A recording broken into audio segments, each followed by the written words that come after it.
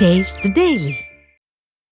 அரசை கண்டித்து அதிமுக சார்பில் மகளிரணி நடத்திய போராட்டத்தில் பேசிய கழக செய்தி தொடர்பாளர் சசிரேகா, சட்டமன்ற தேர்தல் பிரச்சாரத்தின் போது ஸ்டாலின் தான் வராறு, விடியல் தர போராறு என்று கூறிவிட்டு தற்போதைய விடிய ஆட்சியில் நடைபெறும் கூட்டு பாலியல் வன்கொடுமைகளை கண்டுகொள்ளாமல் இருப்பதாக குற்றம் சாட்டியுள்ளார். ஒரு பாதுகாப்பான இடம் பெண் குழந்தைகளுக்கு எதிராக அப்படின்னு பார்த்தா வீடும் பள்ளிக்கூடம் மட்டும்தான். ஆனால் இன்னைக்கு பள்ளிக்கூடத்திலே பார்த்தீங்கன்னா திருச்சியிலிருந்து, தருமபுரியிலிருந்து, சென்னையிலிருந்து, மழலைகள் பள்ளியிலிருந்து, இளம் பெண்கள் படிக்கக்கூடிய கல்லூரிகள்லேருந்து முதியோர் வரை இன்றைக்கு பார்த்தீங்கன்னாக்கா யாருக்குமே பாதுகாப்பு கிடையாது. கூட்டு பாலியல் வன்முறைகள் தொடர்ந்து நடைபெற்று கொண்டிருக்கு.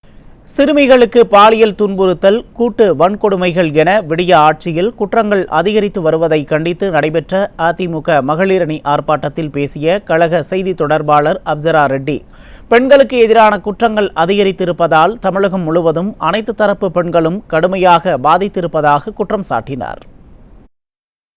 விடியா திமுக அரசில் பெண்களுக்கும் சிறுமிகளுக்கும் மூதாட்டிகளுக்கும் பாதுகாப்பு இல்லை. பாலியல் தொல்லைகள் 80 வயசு மூதாட்டிக்கும் சரி, 5 வயசு பெண்களுக்கும் சரி, 12 வயசு பெண்களுக்கும் சரி, வயசு வித்தியாசம் இல்லாமல் போதைப் பொருளால் அனைத்து பெண்களுக்கும் பாலியல் தொல்லைகள் அதிகமாகிருக்கிறது தமிழகத்தில்.